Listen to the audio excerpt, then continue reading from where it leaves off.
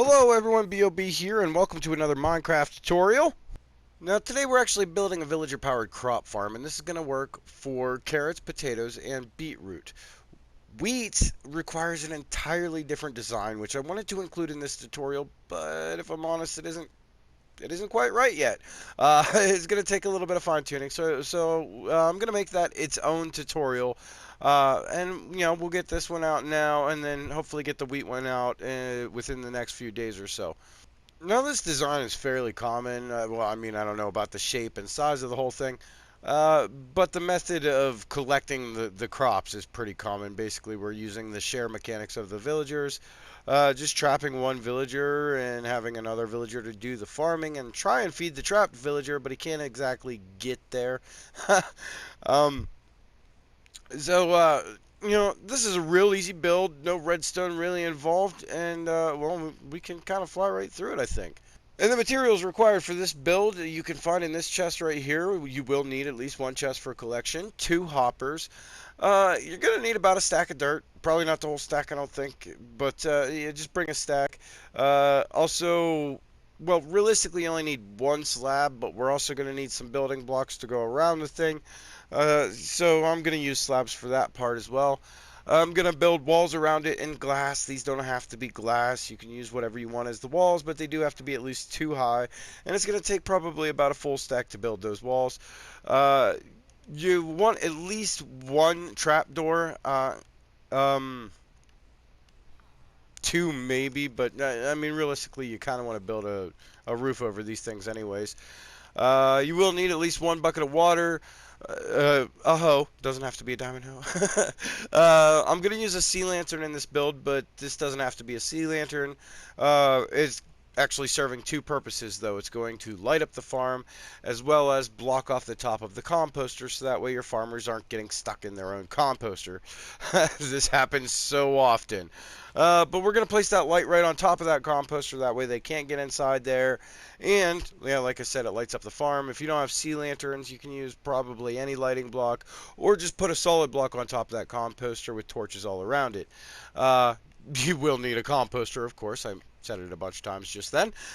You will need at least 1 bed, probably about a stack of whatever type of crop you'd like to farm with this, and then you're going to need at least 2 villagers. Now, the area for this build is an 11 by 13 space, but this is pretty flexible. I mean, you don't really have to build it this size or the shape that I'm going to. I basically kind of based my design around the hydration of a single water source. Um, but I mean, you could build a little bit bigger. I think the farmers will farm, I think it's up to 6 blocks away from their workstation. Yeah, I'm not even sure exactly, but I know they will farm a slightly larger area than this.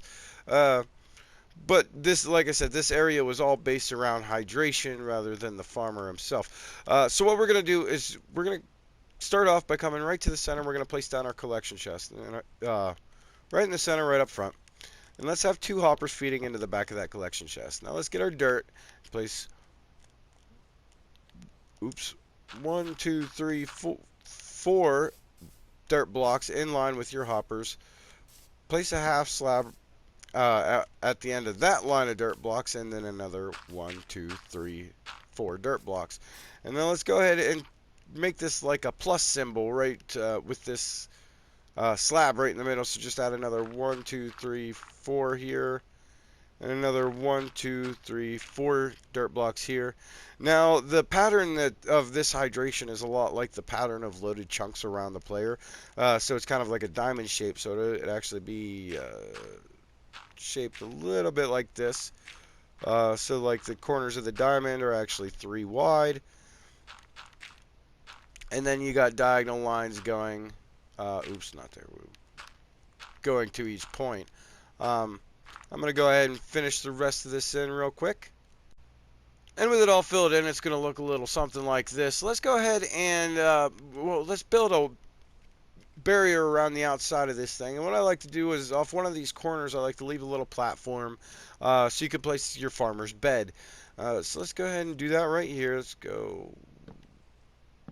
I like to go a little bit bigger than the bed. That way, if they happen to climb on the bed, they're not bouncing on their farmland.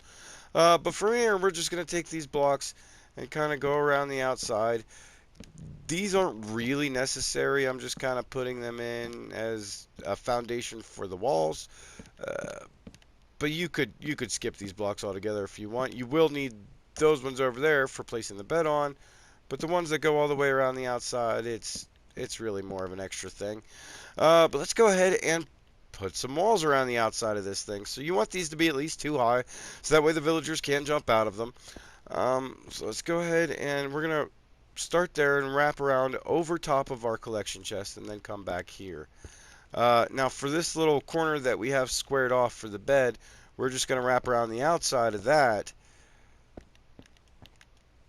But all the rest of these that wrap around the outside of the farmland, which needs to be tilled, we're just going to go ahead and place them right on the blocks that I already put around the outside border. And then, like I said, these walls need to be at least 2 high. So I'm going to wrap this the whole way around, and then I'll catch up with you after I've done that. So once you got your walls built up around the farm, it should look a little something like this. Now I'm going to go ahead and grab my hoe and till all of this land. But before I do that, I actually want to waterlog this slab right in the middle of the farm. So now whenever we do till this land, you should find it all stays hydrated pretty well. Full disclaimer, it might be a good idea to get your villagers in the farm before you till the land, because if you have to drop them in, well, obviously they're going to mess up your farmland. But I mean, it doesn't necessarily have to be in that order. Let me go ahead and finish tilling all the rest of this up, and I'll show you how you want to bring the villagers in here. Okay, now I got the land all tilled up, and I'm gonna bring the villagers in. But first, being that I have a farm so close already, this villager here, he's gonna link to any bed or workstation that I put in to the world. So if I put that over there, and then I bring in the farmer's not going to use that better workstation right away because it's going to be linked to this guy. So what I'm going to do to prevent that is I'm going to go ahead and place a bed right here. You should see him linked to that. Yep, there you go. Let's go ahead and place his workstation right there. And he should link to that as well. Yeah, there we go. There we go. He's a little angry because he can't get to it. That doesn't matter. We're going to take those out of there here in just a minute. What we want to do is place our bed in our farm now that he is occupied by another bed. Let's place our composter in our farm right in the middle on top of that slab. Next, we'll go ahead and place our sea lantern right on top of that composter. Or like I said, you could use other lighting sources as well, or just a block with torches all around it. But you do want to make sure that the farm is lit and that the composter is covered so the villager can't get trapped in there. Now we want to put in a trapdoor. We're going to put it in right above this very first hopper on the second block up. So it's going to be right there, right in line with this top row of blocks. That's going to be what traps your villager into the side here, and you can open it up in order to shove your villager in there, or just drop them through the top, however you want to do it. But before you put that villager in, it's a good idea to put your farmer in. So let's go ahead and just spawn him in.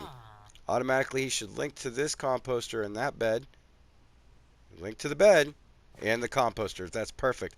Now let's go ahead and drop our feeder villager in here. He doesn't need a profession or a bed. He just needs to stand there and collect food from this guy whenever he throws it. Last step of the farm is we just need to plant some crops.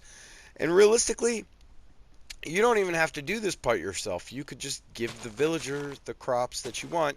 Oh, one thing I should mention, make sure this farmer's inventory is empty when you bring them in here. You don't want to bring them in from another farm. Then you're going to end up getting mixed up crops and so on and so forth.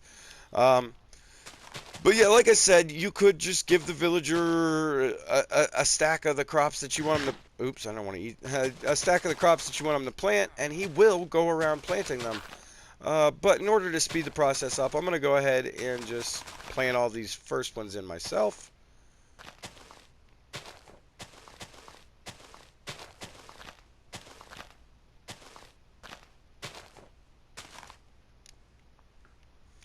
And done and done. Now, whenever this guy gets a sufficient amount of food in his inventory, he's going to start sharing it with this guy. And when he throws it at this guy, I wonder if I can get him to do it in a hurry. I wonder if these guys are doing it. They probably are. Yeah, these guys are already doing it. So maybe we can catch that. But the whole idea is see, I have another trapdoor over him, but that isn't really necessary.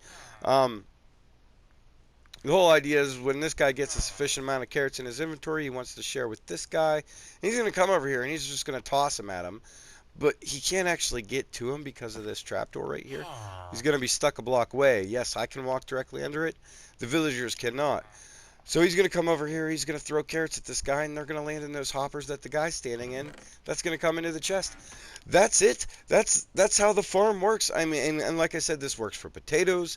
This works for beetroot. And, yeah, of course, carrots. Wheat is another design which I have coming, and it's a little bit more complicated than all of this, but uses similar mechanics, and it will be fully automated. So just keep an eye out for that tutorial on my channel. Final note, you probably want to build a roof over these things of some sort. I mean, you don't want your villagers to be struck by lightning. That's not going to end well. But aside from that, yeah, that is a farm ready to go, complete, and all you got to do is come back and pick up the crops every now and again. And my friends, that completes today's Minecraft tutorial. Now, I would like to take this time to invite you all to come join the BOB Gaming Discord server. A link I'll have posted in the description down below. You can come hang out, get announcements about new videos, or just chat about Redstone, Minecraft, whatever it may be. You could also follow me on Twitter for new announcements on videos. I'm going to post that in the description down below as well. And of course, if you enjoyed this video or you found it helpful, please remember to hit that like button. And if you're interested in seeing more from me, consider hitting the subscribe button as well. I'd like to thank each and every one of you for watching and wish you all a wonderful day.